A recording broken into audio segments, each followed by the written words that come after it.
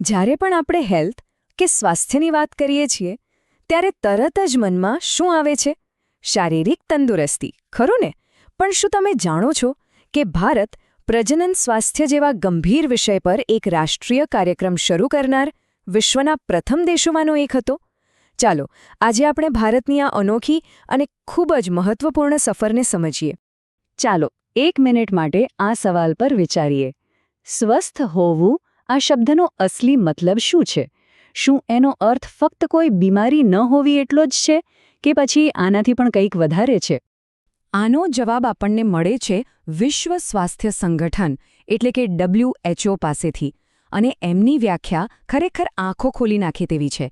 એમના મતે પ્રજનન સ્વાસ્થ્ય એટલે માત્ર પ્રજનન અંગોમાં કોઈ રોગ કે તકલીફ ન હોવી એટલું જ નહીં, પણ શારીરિક, ભાવનાત્મક, વર્તણૂકીય અને સામાજિક આ બધી જ રીતે સંપૂર્ણપણે સ્વસ્થ હોવું. આ એક ખૂબ જ વ્યાપક અને ઊંડો વિચાર છે, ખરું ને? અને જુઓ, આ જ આખો વિચાર આપણા આજના વિશ્લેષણના કેન્દ્રમાં છે. કારણ કે કોઈ પણ સ્વસ્થ રાષ્ટ્રનો પાયો તેના નાગરિકોના સંપૂર્ણ સ્વાસ્થ્ય પર જ ટકેલો હોય છે. અને તેમાં પ્રજનન સ્વાસ્થ્ય એક ખૂબ જ મહત્વનો ભાગ ભજવે છે. તો આજે આપણે કયા મુદ્દાઓ પર વાત કરવાના છીએ? આપણે પ્રજનન સ્વાસ્થ્યનો સાચો અર્થ સમજીશું, એની સામેના પડકારો જોઈશું, ભારતની ઐતિહાસિક યોજનાઓ વિશે જાણીશું અને જોઈશું કે આ બધું લોકો સુધી પહોંચાડવામાં જાગૃતિની શક્તિએ કેવો ભાગ ભજવ્યો. તો સૌથી પહેલો સવાલ એ થાય છે કે આટલી મોટી રાષ્ટ્રીય યોજના બનાવવાની જરૂર જ કેમ પડી? એવી તો કઈ સમસ્યાઓ હતી, કયા પડકારો હતા જેનો સામનો કરવો ખૂબ જ જરૂરી બની ગયો હતો? પરિસ્થિતિ ખરેખર ખૂબ જટિલ હતી. જરા કલ્પના કરો એ સમયની, જ્યારે સમાજમાં સાચી માહિતીને બદલે અફવાઓ અને ગેરમાન્યતાઓ ફેલાયેલી હોય. લોકો જાતીય સંક્રમિત રોગો જેવી બાબતો પર ખુલ્લીને વાત કરતા પણ અચકાતા હોય. એટલું જ નહીં, માતા અને નવજાત શિશુ માટે પૂરતી તબીબી સગવડો પણ નહોતી. આ બધા પડકારો એટલા મોટા હતા કે એક મજબૂત અને રાષ્ટ્રીય સ્તરની યોજના બનાવવી ખૂબ જ જરૂરી હતી. અને આ પડકારોની સામે ભારતે એક એવું પગલું ભર્યું જેણે તેને દુનિયાના નકશા પર એક અલગ જ ઓળખ આપી. આ એક ખૂબ જ દૂરંદેશી અને ઐતિહાસિક પહેલ હતી. અને આ બધાની શરૂઆત થઈ વર્ષ 1951માં. જાહેર આરોગ્યના ઇતિહાસમાં આ વર્ષ ખરેખર સુવર્ણ અક્ષરે લખાયેલું છે. પણ કેમ? ચાલો જોઈએ. કારણ કે 1951માં ભારતે રાષ્ટ્રીય સ્તરે કુટુંબ નિયોજન કાર્યક્રમ શરૂ કરીને એક ઇતિહાસ રચ્યો. આ કોઈ નાની સૂની વાત નહોતી. આ પગલા સાથે ભારતે આખી દુનિયા સમક્ષ સ્વીકાર્યું કે તેના નાગરિકોનું પ્રજનન સ્વાસ્થ્ય એક રાષ્ટ્રીય પ્રાથમિકતા છે. અને આવું કરનાર એ વિશ્વના ગણ્યા ગાંઠ્યા દેશોમાંનો એક હતો.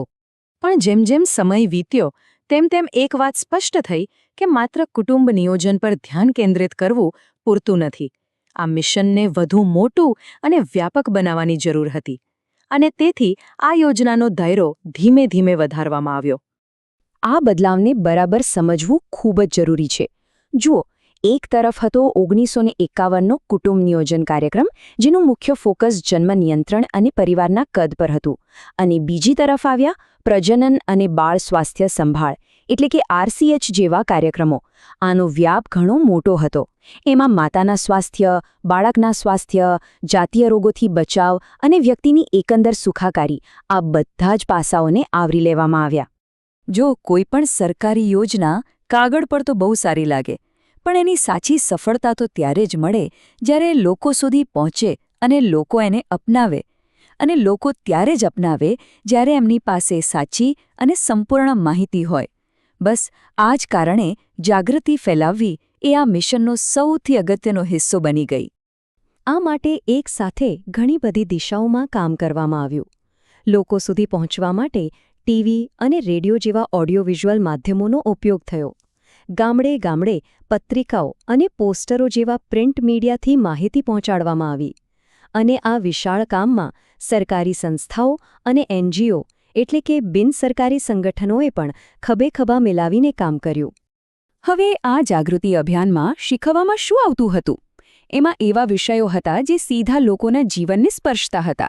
જેમ કે કિશોરાવસ્થામાં શરીરમાં થતા ફેરફારો વિશે સાચી માહિતી આપવી, જેથી યુવાનો ગભરાય નહીં. સુરક્ષિત જાતીય વ્યવહાર અને ગર્ભનિરોધક વિકલ્પો વિશે ખુલ્લીને વાત કરવી, જેથી પરિવારો સ્વસ્થ જીવન જીવી શકે. અને માતા તથા બાળક માટે સ્તનપાનનું શું મહત્વ છે એ સમજાવવું. આ બધી માહિતી જીવન બદલી નાખનારી હતી. પણ જેમ દરેક સિક્કાની બે બાજુ હોય છે, તેમ ટેકનોલોજીની પણ હોય છે. જેમ જેમ વિજ્ઞાન અને મેડિકલ ટેકનોલોજી આગળ વધી, તેમ તેમ એના દુરુપયોગનો એક નવો જ ખતરો સામે આવ્યો. એમ્નિયોસેન્ટેસિસ નામની એક મેડિકલ ટેકનિક વિકસાવવામાં આવી. એનો ઉદ્દેશ્ય ખૂબ જ સારો હતો. ગર્ભમાં રહેલા બાળકમાં ડાઉન સિન્ડ્રોમ જેવી કોઈ ગંભીર આનુવંશિક બીમારી છે કે નહીં તે તપાસવાનો. આ એક વરદાનરૂપ ટેકનોલોજી હતી, પણ કેટલાક લોકોએ આ વરદાનનો ઉપયોગ અભિશાપ તરીકે કર્યો. તેઓ આ ટેકનિકનો ઉપયોગ ગર્ભનું લિંગ જાણવા માટે કરવા લાગ્યા, જે ઘણીવાર કન્યા ભ્રૂણ હત્યા જેવી ભયંકર સામાજિક બદીમાં પરિણમ્યું. આ એક ખૂબ જ ગંભીર સમસ્યા હતી, અને તેને રોકવા માટે સરકારે પણ એટલું જ મક્કમ પગલું ભર્યું. ભારતમાં ગર્ભનું લિંગ જાણવાના હેતુથી એમ્નિયોસેન્ટેસિસના ઉપયોગ પર કાયદાકીય રીતે સંપૂર્ણ પ્રતિબંધ મૂકી દેવામાં આવ્યો. કાયદાકીય પગલાં તો હતા જ, પણ સાથે સાથે વૈજ્ઞાનિક પ્રગતિએ પણ આ લડતમાં મોટો ભાગ ભજવ્યો.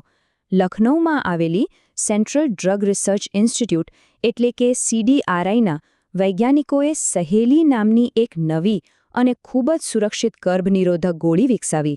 આ ભારતીય વૈજ્ઞાનિકોની એક મોટી સિદ્ધિ હતી. તો આપણે જોયું કે કઈ રીતે કાયદા, જાગૃતિ અભિયાનો અને વૈજ્ઞાનિક સંશોધન આ બધા મળીને એક જ ધ્યેય માટે કામ કરી રહ્યા હતા. અને એ સર્વોચ્ચ ધ્યેય હતો એક એવા સમાજનું નિર્માણ કરવો અને તેને જાળવી રાખવો જે પ્રજનનની દૃષ્ટિએ સંપૂર્ણપણે સ્વસ્થ હોય. ભારતે આ ક્ષેત્રમાં ખરેખર લાંબી મજલ કાપી છે અને ઘણું બધું હાંસલ કર્યું છે. પણ આરોગ્યની આ સફર ક્યારે પૂરી નથી થતી. પડકારો નવા રૂપે આવતા જ રહે છે. તો હવે વિચારવા જેવી વાત એ છે કે દાયકાઓની આ પ્રગતિ પછી જાહેર આરોગ્ય સામે આગામી મોટો પડકાર શું હશે, અને તેના માટે આપણે અત્યારથી કેવી રીતે તૈયાર થઈ શકીએ.